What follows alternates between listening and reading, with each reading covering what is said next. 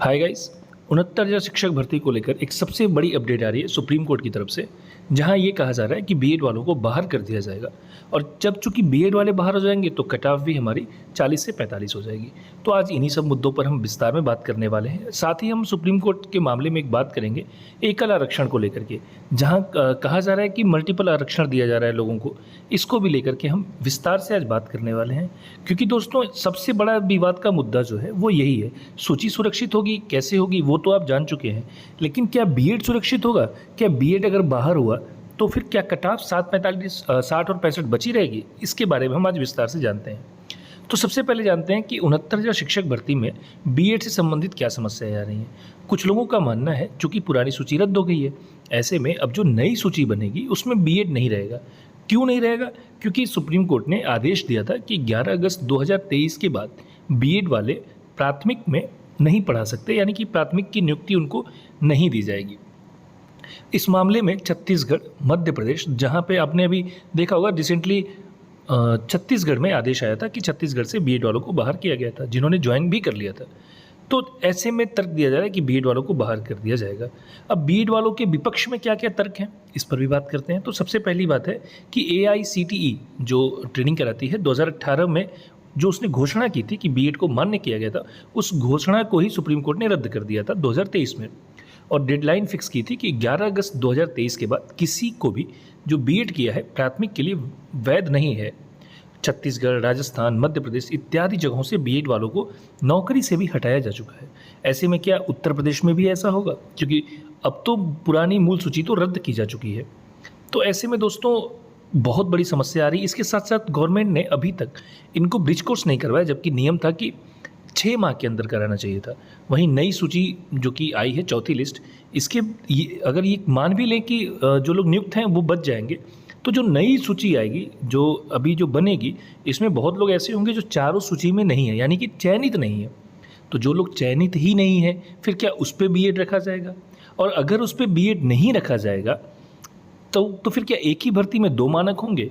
इसी सब मुद्दों पर हम आज बात करने वाले हैं। आइए जानते हैं कि बीएड के पक्ष में क्या तर्क हैं। सबसे पहली बात है दोस्तों, एक तो विज्ञप्ति की। विज्ञप्ति ये 2018 की है, और इस विज्ञप्ति को जब ये जारी की गई थी तो AICTE का जो जियो था, जो आदेश था, वो उस समय मान्य था। और दूसरी सबसे बड़ी बात है कि सुप्रीम कोर्ट ने अपने निर्णय को भूतलक्षी प्रभाव से लागू नहीं किया है, जबकि 11 अगस्त 2023 से लागू किया है। इस कारण से बीएड का बाहर होना लगभग मुश्किल है, नहीं है, बाहर नहीं होगा। वही सुप्रीम कोर्ट की डबल बेंच ने ही बीएड को मान्य किया है, और बीएड के होने के कारण, जो कि सरकार ने कहा था कि मेरे पास संख्या ज़्यादा है, गुणवत्ता परक शिक्षा भी बच्चों को देनी है, यही कारण था कि 60-65 कट ऑफ को सुप्रीम कोर्ट ने मान्य किया था। अन्यथा की स्थिति में 60-65 का कट ऑफ नहीं हो पाता।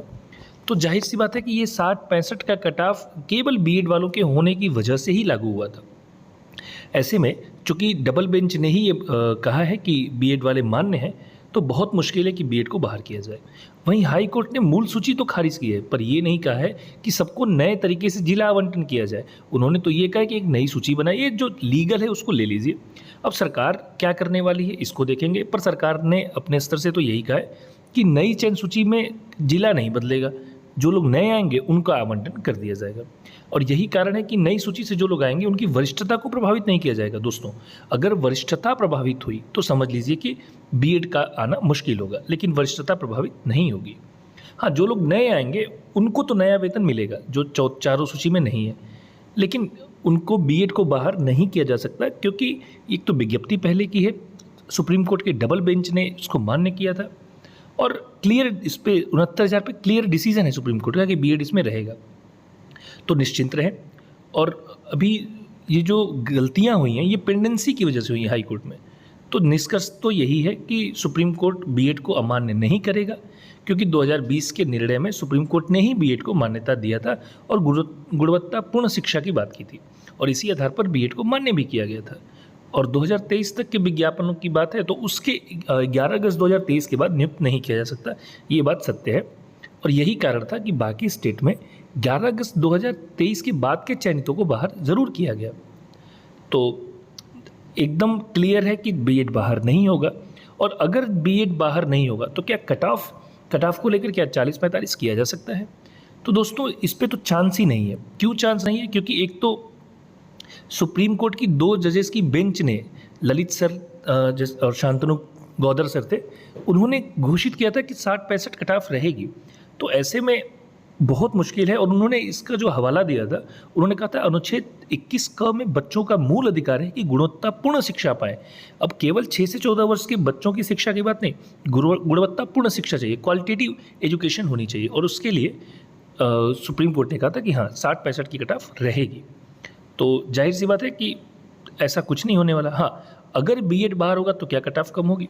दोस्तों ये सत्य है, अगर बीएड बाहर होता है तब तो बीटीसी के केवल 28,000 ही लोग चयनित हैं। ऐसे में बहुत सारे पद रिक्त हो जाएंगे और इस स्थिति में जाहिर सी बात है कि पद भरने का एक ही विकल्प है कि कट ऑफ को कम किया जाए। अगर कट ऑफ कम होता है यानी कि 40 और 45 होता है तो दोस्तों जाहिर सी बात है कि सबसे ज़्यादा फ़ायदा इस चीज़ का शिक्षा मित्रों को होगा। एक बड़ी लॉबी शिक्षा मित्रों की 69,000 की भर्ती में आएगी। लेकिन ये दोस्तों असंभव है। मैं लिख के देता हूँ, कोई भी लिख के दे सकता है, मैं क्या, क्योंकि सुप्रीम कोर्ट का निर्णय है तो एकदम ऐसा नहीं होने वाला है। आप लोग इन फालतू बहसों से दूर रहें, कुछ नहीं होने वाला। 40-45 कट ऑफ किसी कीमत पे नहीं होगी, क्योंकि ये सुप्रीम कोर्ट के 2 जजों का आदेश है। इसको बदलने के लिए 3 जजों की बेंच में जाना पड़ेगा और 3 जजों की बेंच जाना थोड़ा मुश्किल है। 5 जजों की बेंच बैठेगी नहीं, क्योंकि ये संवैधानिक प्रश्नों पर ही बैठती है या राष्ट्रपति कोई सलाह मांगे तब बैठती है। तो देखते हैं क्या होता है, लेकिन एकदम तय है बीएड बाहर नहीं होगा। एकल आरक्षण कैसे लागू होगा सुप्रीम कोर्ट से, ये एक सबसे बड़ा मुद्दा है। आरक्षित वर्ग के अभ्यर्थियों के लिए सबसे कठिनाई की बात है एकल आरक्षण। वैसे तो एकल आरक्षण पहले से लागू है। अगर मान लें कि पीसीएस में कोई बच्चा प्री में अपने कोटे से पास हो गया और मेंस में अगर उसके जनरल के 1000 नंबर की कट ऑफ हुई और उसने 1040 नंबर पा लिया, तब भी जो उसको अंतिम चयन होगा यानी कि फाइनल सिलेक्शन इंटरव्यू के बाद जो होता है, उसमें उसको अपने कोटे में ही रखा जाएगा, क्योंकि उसने आरक्षण का प्री में एक बार लाभ ले लिया या फिर मेंस में लिया तो मेंस के हिसाब से भी उसको एक ही बार आरक्षण का लाभ दिया जाएगा, उसको अपने कोटे में ही रखा जाएगा। अब 69 शिक्षक भर्ती में दोस्तों क्या हुआ कि यूपी में शिक्षक भर्ती हुई तो 2 परीक्षाएं पास करनी होती हैं। एक तो टेट, जहां आरक्षित वर्ग के लिए 82, अनारक्षित के लिए 90 नंबर चाहिए, और दूसरा होता है एटीआरई, असिस्टेंट टीचर रिक्रूटमेंट एग्जाम, जहां पर आपको एक कुछ मिनिमम मार्क लाने होते हैं जो सरकार बताती है, जैसे पिछली बार 90 और 97 तक। ऐसे में दोस्तों 68,500 के मामले में हाई कोर्ट ने कहा है कि एटीआरई जो है वो अर्हता परीक्षा है, न कि कोई रिक्रूटमेंट एग्जाम। अब ये आप देख सकते हैं 16 नंबर पर लिखा है, ATRE is not an examination for recruitment per se but an eligibility acquiring examination which qualify the successful candidate and make him eligible for appearing in the recruitment examination. Now the recruitment examination was, ये पूरा, चूँकि इसमें सीधे सीधे ऊपर की 3-4 लाइनें मुख्य थी जहाँ वो कह रहे हैं कि केवल और केवल ये एलिजिबिलिटी एक्वायरिंग एग्जाम है। तो अगर ATRE या सुपर टेट अर्हता परीक्षा हो तो क्या होगा? तो दोस्तों अगर ATRE अर्हता परीक्षा मानी जाए तो ऐसे में OBC SC ST जिन्होंने 90 से 96 नंबर प्राप्त किए और उनकी अकादमिक मेरिट अच्छी हो तो वो UR में शामिल हो सकते हैं, और वो हुए भी हैं। क्योंकि आप देख सकते हैं पहली गुणांक पे ही हम लोग पहले वीडियो में बात किए थे, उन्होंने टेट में 82 नंबर पाए हैं और सुपर टेट में उनके नंबर अच्छे हैं। अगर कोई सुपर टेट में भी इससे कम पाए तो भी वो शामिल हो सकता है अगर ATRE अर्हता परीक्षा है तो। लेकिन ऐसे में क्या होगा कि SC ST और OBC वर्ग को ज़्यादा लाभ होगा, क्योंकि लगभग 1000-2000 सीटों का फ़ायदा उनको हो जाएगा। अब ATRE को रिक्रूटमेंट एग्ज़ाम मान ले तो दोस्तों अगर सुप्रीम कोर्ट ने ATRE को रिक्रूटमेंट एग्ज़ाम मान लिया तो जो भी बच्चा 90 से 96 नंबर के बीच में है, चाहे उसकी अकादमिक कितनी भी अच्छी क्यों ना हो, वो UR में उसका गुणांक भी आ जाए, लेकिन उसको शामिल किया जाएगा अनारक्षित वर्ग में ही। ऐसे में कुछ सीटों का, लगभग वही 1500 से 2000 सीटों का अनारक्षित वर्ग को नुकसान उठाना पड़ेगा।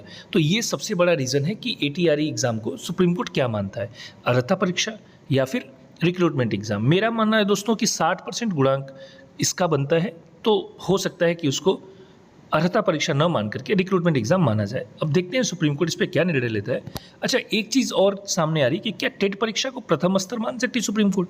दोस्तों अगर ये हुआ, हालांकि ये बहुत मुश्किल है, असंभव है, पर अगर ये हुआ तब आरक्षित वर्ग को बहुत बड़ा नुकसान होगा, क्योंकि वैसे तो टेट अर्हता परीक्षा है, जाहिर सी बात है अर्हता परीक्षा ही है। हाई कोर्ट ने ATRE को भी अर्हता परीक्षा माना है, लेकिन अगर सुप्रीम कोर्ट ने टेट को अर्हता परीक्षा मान लिया, यानी पहले स्तर पर आरक्षण मान लिया, तो किसी बच्चे ने अगर टेट में 82 से लेके 89 नंबर तक प्राप्त किए, अगर किसी बच्चे ने टेट में 82 से लेकर के 89 नंबर तक प्राप्त किए और ATRE में उसके 149 ही क्यों ना जाए, 150 ही क्यों ना जाए, लेकिन वो रहेगा अपनी कैटेगरी में। जैसा कि आप रैंक 1 के साथ देख सकते हैं, टेट में उनका 82 या 83 नंबर है और सुपर टेट में 130 नंबर है, लेकिन अभी वो UR में क्वालिफाई हैं। पर अगर ऐसा हुआ, टेट को प्रथम स्तर पर आरक्षण मान लिया गया, तब मुश्किल होगी, क्योंकि ये बच्चे फिर अपनी कैटेगरी में चले जाएंगे। तो ऐसे में आरक्षित वर्ग को और ज़्यादा फायदा हो सकता है। वैसे सरकार तो सामान्य तौर पर ATRE को रिक्रूटमेंट एग्ज़ाम नहीं मानती है, बल्कि उसको अर्हता परीक्षा ही मानती है, जिसके आधार पर सुप्रीम कोर्ट में सरकार ने 60-65 अर्हता यानी कि 90 और 97 नंबर की अर्हता रखने में सफलता पाई थी। तो दोस्तों अब देखना है सुप्रीम कोर्ट इसको क्या मानता है।